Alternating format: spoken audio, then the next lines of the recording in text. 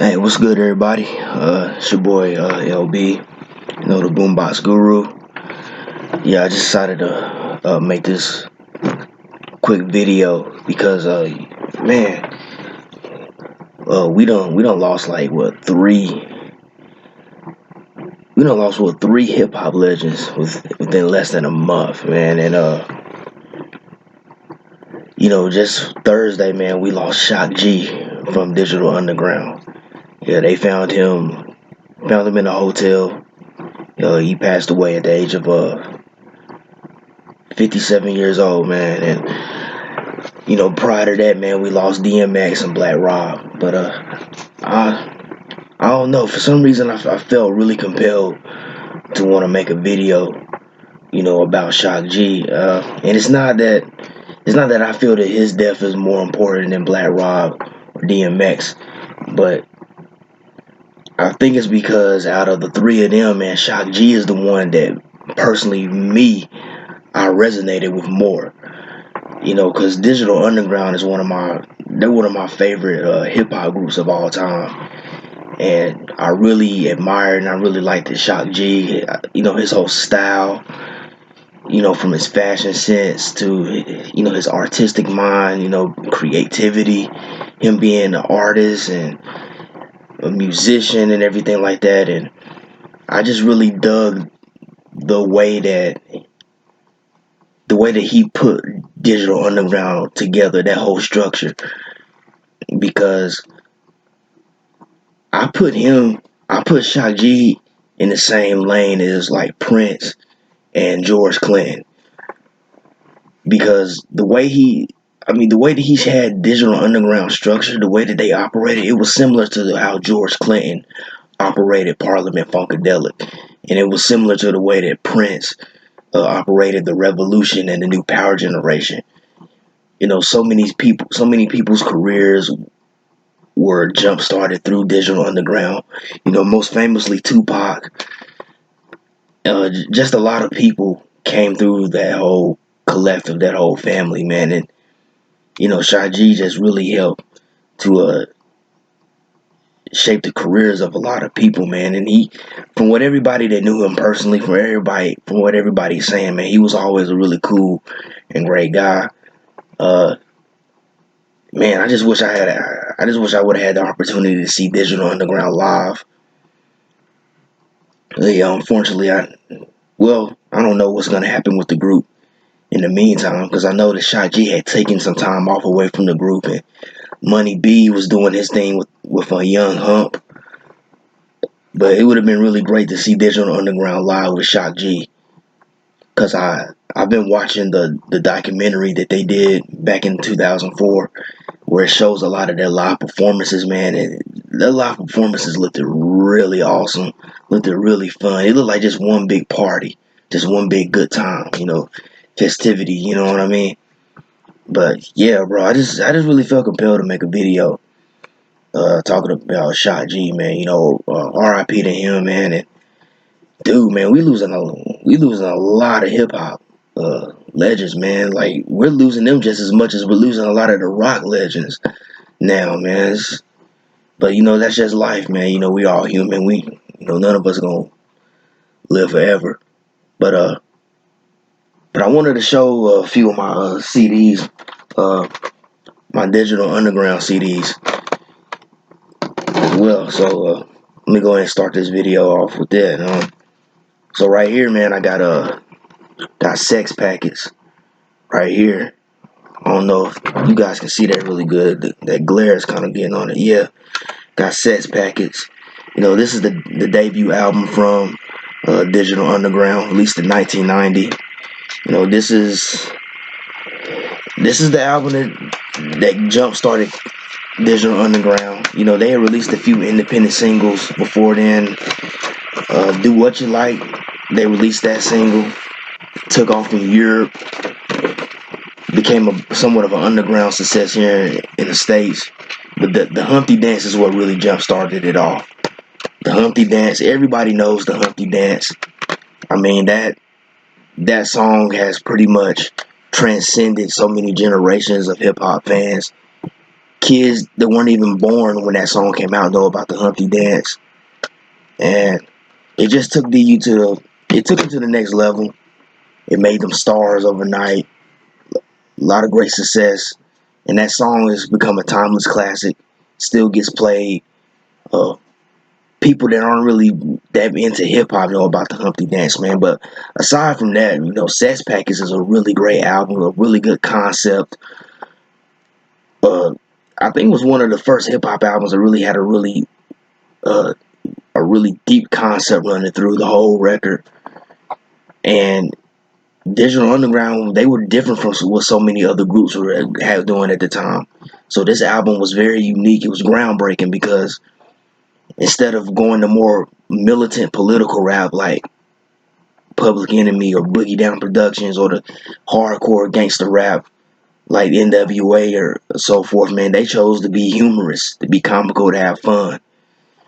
But also you take that and inject some social commentary in to get their message across. And one of the biggest messages that you get across on this album and throughout DU's career is, self-acceptance, not being afraid to be who you are, being confident in who you are, not being afraid to be that person that you want to be. So, but yeah, Sex Package is a great debut album from the group. I actually did an album review on this on my channel, man, on my podcast. I actually did a album review on Sex Package. I think it was like somewhere towards the end of last year. I believe I did it, but it's on my YouTube channel if y'all want to check it out. Yeah, my Sex Package album review, but awesome album from DU. And next, man, we got Sons of the P, the second Digital Underground album, released in 1991. Yeah, this is probably one of my favorite Digital Underground albums because they took a different direction with this album. Well, not a totally different direction, man. I think for the most part they kind of kept the same formula of the previous record, but this record is a lot more funkier. It's a lot more funkier. Hence the title, Sons of the P. Sons of P-Funk, Sons of George Clinton, and everything like that. But yeah, this record is just so much. It's just so much funkier. A lot of rawer funk on this record, man. And speaking of George Clinton actually collaborated with Digital Underground on the title song on this record. And I believe, if I'm correct, this was actually the first time that George Clinton actually collaborated with a hip hop group on this album. But so many great songs on here. I mean, Heartbeat Props, a great song which encourages people to give their props while they're still alive, while they're still here. No Nose Job, which is another song about not selling out. There's the whole story behind that song is somebody trying to get Humpty Hump to like change his nose to get a nose operation, and him refusing it. So basically, just be another song about self-acceptance and not selling out and not changing who you are to maybe fit in or to appease the masses or whatever. Kiss You Back, which was the big hit from this record, a huge song, one of Digital Underground's most popular songs, almost right up there with Humpty Dance. And then Tales of the Funky is my favorite song on here. This was actually a song that was done by Shorty B. He wrote the song and he played it for Shy G, and Shy G liked it so much that he wanted to put it on his album, so they put it on this record. Very funky song. The song is an ode to Parliament Funkadelic, who Shorty B also played for. And Shorty B also, he was a member of the Dangerous Crew band, Too Short's Dangerous Crew band as well. Those of you who are fans of Too Short probably know about Shorty B. Then the last song we hear, Good Time, Good Thing We're Rapping, which is the hardest song on the album, man, because they go full pimp mode on this, man. Humpty Hump and Shy G, they're telling all these stories about when they were pimps, all the misadventures that they got into. And what's so interesting about that song is that it's actually based on true stories, true events, because Shy G actually did spend time around the early 80s as a pimp, as a real pimp, man. And I think a lot of the stories that he's telling on this song were real life situations that happened to him. They probably a little bit exaggerated for the particular song, maybe, but that's what made that song so cool, man. It's hard. It's a hard song, man. They kind of give Too Short a little bit of run for his money on that, as far as like how they really kick that pimp game and tell those stories, man. But yeah, Sons of the P, man, is another awesome Digital Underground album. Probably my number one favorite from them, man. I listened to this album quite a bit. I was listening to it today, as a matter of fact. It's just a real great record. Right. So the next album is The Body Hat Syndrome, released in 1993. It's the group's third album. This one's got a lot to come with. It's got like a comic book, I believe. Yeah, it's got like a comic book that came with it. It's got like a poster. Got like a poster and everything that comes with it. Now, yeah, Tupac really wasn't on this album that much. He only made 2 appearances. He did a feature on "What's Up with the Love," which is, I think it was the second single from the record, and he also appeared on the Humpty Dance Awards, the skit where they play all the artists, all the songs that have sampled the Humpty Dance. He appeared on there, but the Body Hat Syndrome. The Body Hat Syndrome wasn't as popular as the previous 2 records. They didn't really have a huge hit. They did release a single. They did release 2 singles. Return of the Crazy One is actually a popular Digital Underground song, but it didn't match the same success as a Humpty Dance or Kiss You Back. They shot a really good video for it. The video, unfortunately, was very like raunchy and risque for the time, so a lot of the major music networks refused to play it. So uh, the video only got played like on the Playboy channel and stuff at night. So it ended up becoming more of like an underground cult classic video. And yeah, the Body Hat Syndrome didn't sell as many copies as Sex Packets and Sons of the P. I think it only sold like 200,000 copies, which was considered a disappointment. But this is probably I would say this is my second favorite Digital Underground album. And what I really like about it is how they chose to go a different direction with their sound on this record. It's still a funky record, but the sound is a lot more rougher. It's a lot more rawer and grittier.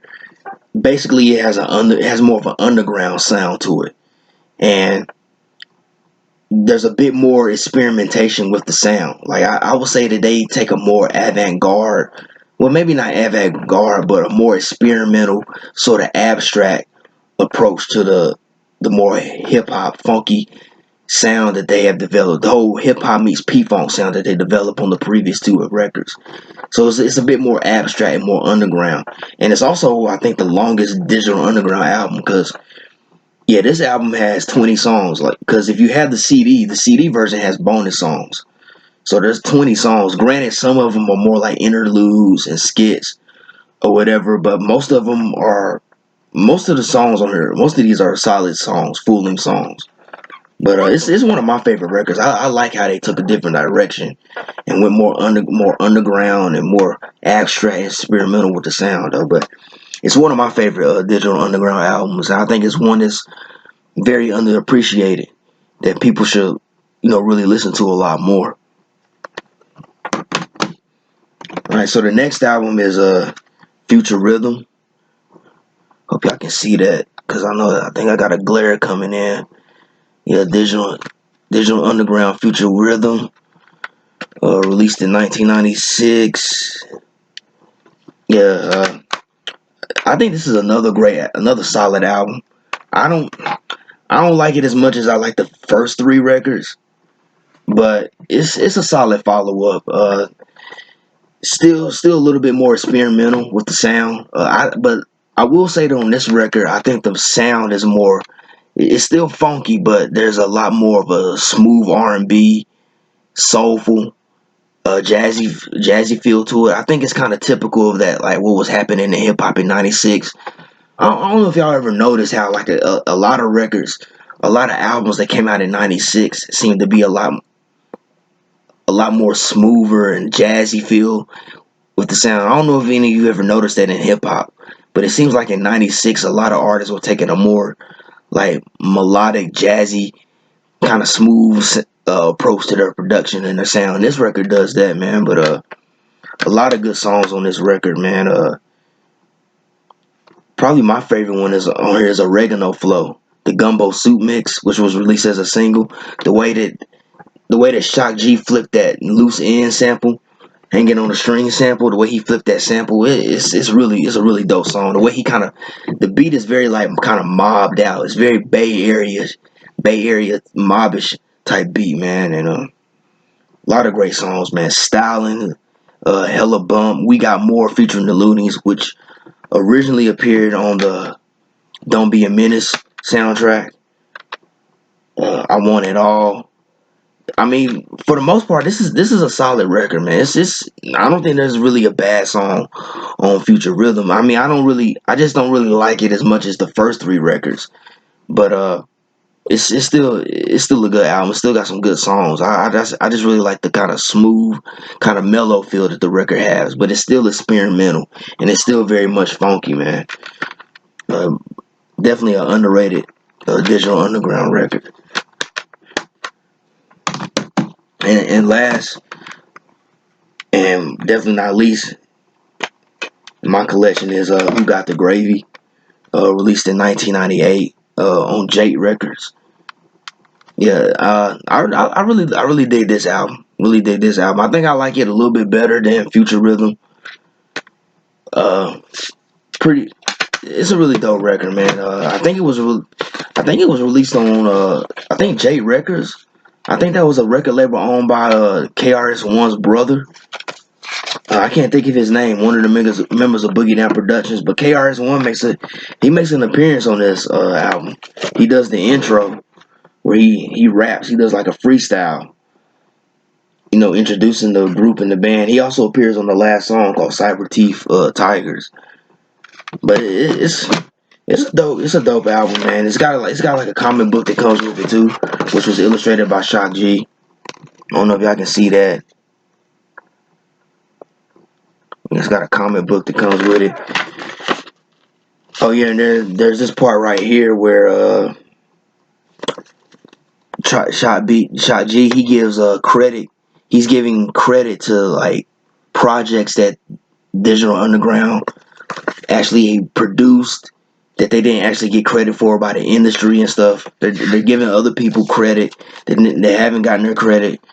So I thought that was pretty cool. But it's a really good album, man. One of my favorite songs on here is probably the one called uh, "The Odd Couple" featuring Biz Markie and the Shot G performing the Humpty Hump character. It's like Shot G and Humpty Hump and Biz Markie like going back and forth, like capping on each other, man. And the song is in a way the song is kind of making a parody out of the whole East and West thing that had been happening in the late '90s. So it's kind of making a parody of that. And then Man's Girl is a really dope one, kind of a very smooth pimpish track with Money B and Clee on there.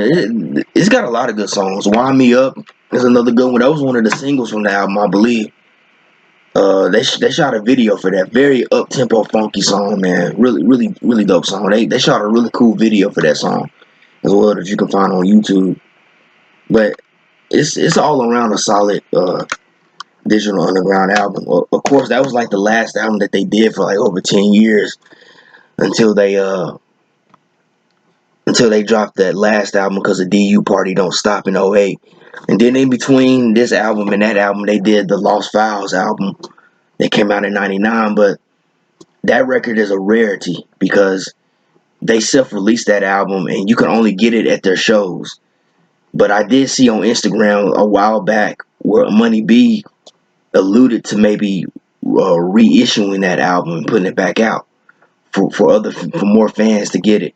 But yeah, that was a rare album. And then they did I think called the Green Light EP, which was the EP that included like maybe some previously unreleased material and stuff of that nature. And then Shock G put out a solo album back in 2004 called Fear of a Mixed Planet, which I heard a good bit of that album on his website when he had his website, shockg.com. He had some really good songs on that record too. I've never gotten around to getting the physical copy of it, but it was some really good songs on there, man. It was a really dope album. But yeah, man, I just wanted to make this quick video and say R.I.P. to Shock G. R.I.P. to DMX, R.I.P. to Black Rob as well. We've lost within less than a month, man. We've already lost three iconic hip hop legends, man. But yeah, I wanted to make this video about Shock G, man, because I don't think people really understand like the contributions that he made to hip hop music or music in general, man. Like the Digital Underground and Shock G, man. He really helped to jumpstart the careers of so many people out there, man. And Digital Underground as a whole, man, they were behind the scenes in a lot of cases, helping to jumpstart people's careers, man. Like they said in this book, in the line notes in here, man, they actually did post production on or pre production on the Looney's first album, Operation Stack Cola, man. They and oh yeah, and Shock G also he did a remix to the song Love Song by Prince featuring Nona Gay. He did a really good remix to that song called Love Song by Prince, man. Definitely check that out on YouTube. It was on the Crystal Ball album that Prince released back in '98.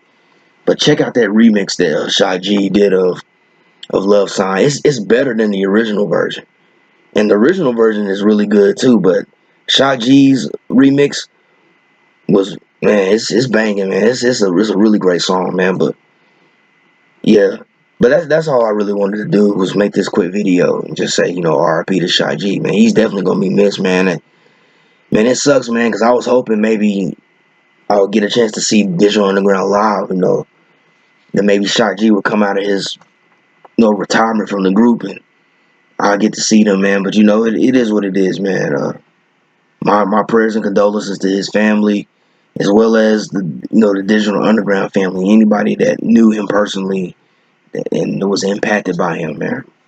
But yeah, that's it for this video. Expect some more videos coming from me, man. I'm gonna try to alternate between doing videos as well as maybe dropping podcast episodes, man. But until next time, I hope everybody has a blessed day and hope everybody stays safe out there. Thanks for tuning in to the Boombox Guru. It's your boy LB.